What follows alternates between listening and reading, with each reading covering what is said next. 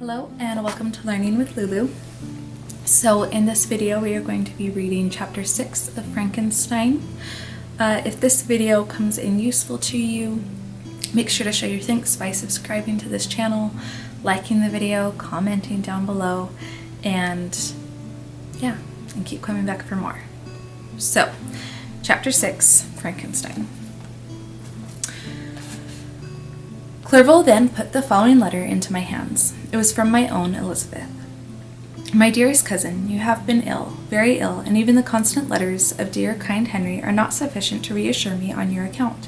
You are forbidden to write, to hold a pen, yet one word from you, dear Victor, is necessary to calm our apprehensions.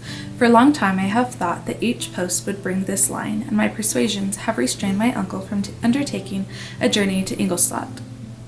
I have prevented his encountering the inconveniences and perhaps dangers of so long a journey, yet how often have I regretted not being able to perform it myself. I figured to myself that the task of attending on your sickbed has devolved on some mercenary old nurse, who could never guess your wishes nor minister to them with the care and affection of your poor cousin. Yet that is over now. Clerval writes that indeed you are getting better. I eagerly hope that you will confirm this intelligence soon in your own handwriting. Get well and return to us. You will find a happy, cheerful home and friends who love you dearly. Your father's health is vigorous, and he asks but to see you, but to be assured that you are well, and not a care will ever cloud his benevolent countenance. How pleased you will be to remark the improvement of our Ernest. He is now 16 and full of activity and spirit. He is desirous to be a true Swiss and to enter into foreign service, but we cannot part with him, at least until his elder brother return to us. My uncle is not pleased with the idea of a military career in a distant country, but Ernest never had your powers of application. He looks upon study as an odious fetter. His time is spent in the open air, climbing the hills or rowing on the lake. I fear that he will become an idler unless we yield the point and permit him to enter on the profession which he has selected. Little alteration except the growth of our dear children has taken place since you left. The blue lake and snow-clad mountains, they never change, and I think our placid home and our contented hearts are regulated by the same immutable laws. My trifling occupations take up my time and amuse me, and I am rewarded for any exertions by seeing none but happy, kind faces round me. Since you left us, but one change has taken place in our little household. Do you remember on what occasion Justine Mortez entered our family? Probably you do not. I will relate her history, therefore, in a few words. Madame Mortez, her mother, was a widow with 4 children, of whom Justine was the third. This girl had always been the favorite of her father, but through a strange perversity her mother could not endure her, and after the death of M. Mortez treated her very ill. My aunt observed this, and when Justine was 12 years of age, prevailed on her mother to allow her to live at our house. The republican institutions of our country have produced simpler and happier manners than those which prevail in the great monarchies that surround it. Hence there is less distinction between the several classes of its inhabitants, and the lower orders, being neither so poor nor so despised, their manners are more refined and moral. A servant in Geneva does not mean the same thing as a servant in France and England. Justine, thus received in our family, learned the duties of a servant, a condition which, in our fortunate country, does not include the idea of ignorance and a sacrifice of the dignity of a human being. Justine, you may remember, was a great favorite of yours, and I recollect you once remarked that if you were in an ill humor, one glance from Justine could dissipate it. For the same reason that Aristo gives concerning the beauty of Angelica. She looked so frank-hearted and happy. My aunt conceived a great attachment for her, by which she was induced to give her an education superior to that which she had at first intended. This benefit was fully repaid. Justine was the most grateful little creature in the world. I do not mean that she made any professions. I never heard one pass her lip, but you could see by her eyes that she almost adored her protectress. Although her disposition was gay, and in many respects inconsiderate, yet she paid the greatest attention to every gesture of my aunt. She thought her the model of all excellence, and endeavored to imitate her phraseology and manners, so that even now she often reminds me of her. When my dearest aunt died, every one was too much occupied in their own grief to notice poor Justine, who had attended her during her illness with the most anxious affection. Poor Justine was very ill, but other trials were reserved for her. One by one her brothers and sister died, and her mother, with the exception of her neglected daughter, was left childless. The The conscience of the woman was troubled. She began to think that the deaths of her favorites was a judgment from heaven to chastise her partiality. She was a Roman Catholic, and I believe her confessor confirmed the idea which she had conceived. Accordingly, a few months after your departure for Ingolstadt, Justine was called home by her repentant mother. Poor girl, she wept when she quitted our house. She was much altered since the death of my aunt. Grief had given softness and a winning mildness to her manners, which had before been remarkable for vivacity. Nor was her residence at her mother's house of a nature to restore her gaiety. The poor woman was very vacillating in her repentance. She sometimes begged Justine to forgive her unkindness, but much oftener accused her of having caused the deaths of her brothers and sister. Perpetual fretting at length threw Madame Mortez into a decline which at first increased her irritability, but she is now at peace forever. She died on the first approach of cold weather, at the beginning of this last winter. Justine has returned to us, and I assure you I love her tenderly. She is very clever and gentle, and extremely pretty, as I mentioned before. Her mien and her expressions continually remind me of my dear aunt. I must say also a few words to you, my dear cousin, of little darling William. I wish you could see him. He is very tall of his age, and with sweet laughing blue eyes, dark eyelashes, and curling hair. When he smiles, 2 little dimples appear on each cheek, which are rosy with health. He has already had 1 or 2 little wives, but Louisa Byron is his favorite, a pretty little girl of 5 years of age. Now, dear Victor, I dare say you wish to be indulged in a little gossip concerning the good people of Geneva. The pretty Miss Mansfield has already received the congratulatory visits on her approaching marriage with a young Englishman, John Melbourne, Esquire. Her ugly sister, Manon, married M. du Villard, the rich banker, last autumn. Your favorite schoolfellow, Louis Magnard, has suffered several misfortunes since the departure of Clerval from Geneva, but he has already recovered his spirits and is reported to be on the point of marrying a very lively, pretty Frenchwoman, Madame Tavernier.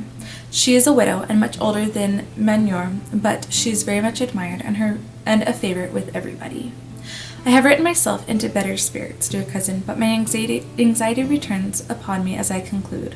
Write, dearest Victor, 1 line, 1 word will be a blessing to us. 10,000 thanks to Henry for his kindness, his affection, and his many letters. We are sincerely grateful. Adieu, my dear cousin. Take care of yourself, and I entreat you, write. Elizabeth Lavenza. Geneva, March 18th, 17... Dear Elizabeth, I exclaimed when I had read her letter, I will write instantly, and relieve them from the anxiety they must feel. I wrote, and this exertion greatly fatigued me, but my convalescence had commenced and proceeded regularly. In another fortnight I was able to leave my chamber. One of my first duties on my recovery was to introduce Clerval to the several professors of the university. In doing this, I underwent a kind of rough usage, ill befitting the wounds that my mind had sustained. Ever since the fatal night, the end of my labors, and the beginning of my misfortunes, I had conceived a violent antipathy, even to the name of natural philosophy. When I was otherwise quite restored to health, the sight of a chemical instrument would renew all the agony of my nervous symptoms. Henry saw this and had removed all my apparatus from my view. He had also changed my apartment, for he perceived that I had acquired a dislike for the room which had previously been my laboratory. But these cares of Clerval were made of no avail when I visited the professors, and Waldman inflicted torture when he praised with kindness and warmth the astonishing progress I had made in the sciences. He soon perceived that I disliked the subject, but not guessing the real cause, he attributed my feelings to modesty, and changed the subject from my improvement to the science itself, with a desire, as I evidently saw, of drawing me out. What could I do?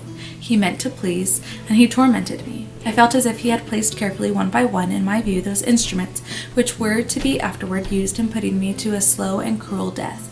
I writhed under his words, yet dared not exhibit the pain I felt.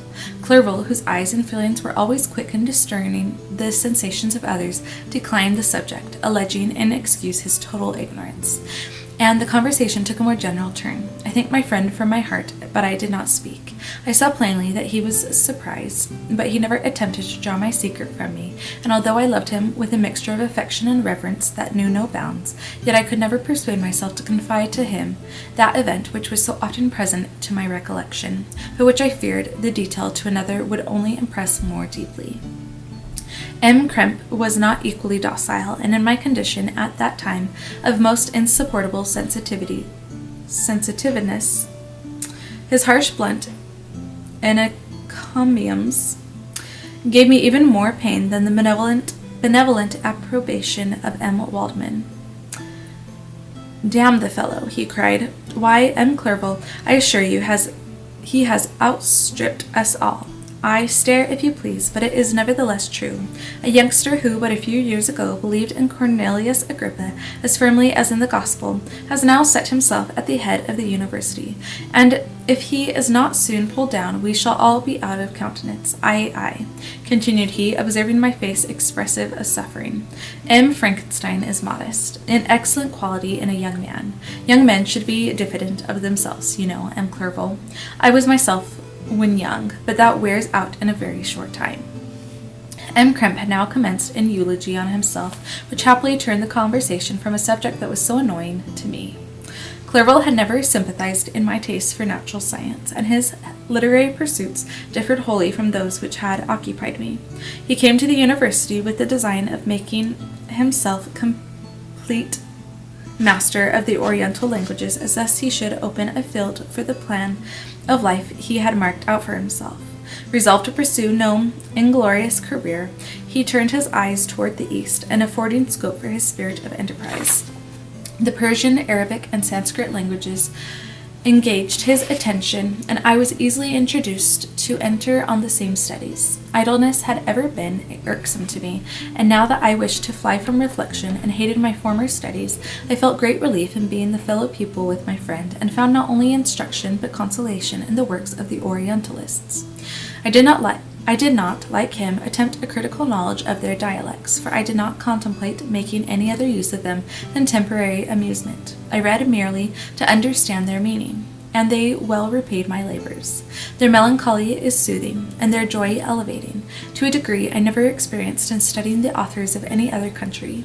When you read their writings, life appears to consist in a warm sun and a garden of roses, in the smiles and frowns of a fair enemy, and the fire that consumes your own heart. How different from the manly and heroical poetry of Greece and Rome. Summer passed away in these occupations, and my return to Geneva was fixed for the latter end of autumn, but being delayed by several accidents, winter and snow arrived. The roads were deemed impassable, and my journey was retarded until the ensuing spring. I felt this delay very bitterly, for I longed to see my native town and my beloved friends. My return had only been delayed so long from an unwillingness to leave Clerval in a strange place before he had become acquainted with any of its inhabitants. The winter, however, was spent cheerfully, and although the spring was uncommonly late, when it came its beauty compensated for its dilatoriness. The month of May had already commenced, and I expected the letter daily, which was to fix the date of my departure, when Henry proposed a pedestrian tour in the environs of Ingolstadt, that I might bid a personal farewell to the country I had so long inhabited. I acceded with pleasure to this proposition. I was fond of exercise, and Clerval had always been my favorite companion in the rambles of this nature that I had taken among the scenes of my native country. We passed a fortnight in these perambulations. My health and spirits had long been restored, and they gained additional strength from the salubrious air I breathed, the natural incidents of our progress, and the conversation of my friend. Study had before secluded me from intercourse of my fellow creatures, and rendered me unsocial. But Clerval called forth the better feelings of my heart. He again taught me to love the aspect of nature and the cheerful faces of children. Excellent friend, how sincerely did you love me, and endeavor to elevate my mind until it was on a level with your own. A selfish pursuit had cramped and narrowed me, until your gentleness and affection warmed and opened my senses. I became the same happy creature who, a few years ago, loved and beloved by all, had no sorrow or care, when happy inanimate nature had the power of bestowing on me the most delightful sensations. A serene sky and verdant fields filled me with ecstasy. The present season was indeed divine. The flowers of spring bloomed in the hedges, while those of summer were already in bud. I was undisturbed by thoughts which during the preceding year had pressed upon me, notwithstanding my endeavors to throw them off with an invincible burden. Henry rejoiced in my gaiety and sincerely sympathized in my feelings. He exerted himself to amuse me, while he expressed the sensations that filled his soul. The resources of his mind on this occasion were truly astonishing. His conversation was full of imagination and very often in imitation of the Persian and Arabic writers. He invented tales of wonderful fancy and passion. At other times, he repeated my favorite poems or drew me out into arguments which he supported with great ingenuity. We returned to our college on a Sunday afternoon. The peasants were dancing, and everyone we met appeared gay and happy. My own spirits were high, and I bounded along with feelings of unbridled joy and hilarity. So, that ends chapter 6 for us of Frankenstein. Again, I hope this video is useful to you, and I hope to see you back around. Thanks for watching. Bye.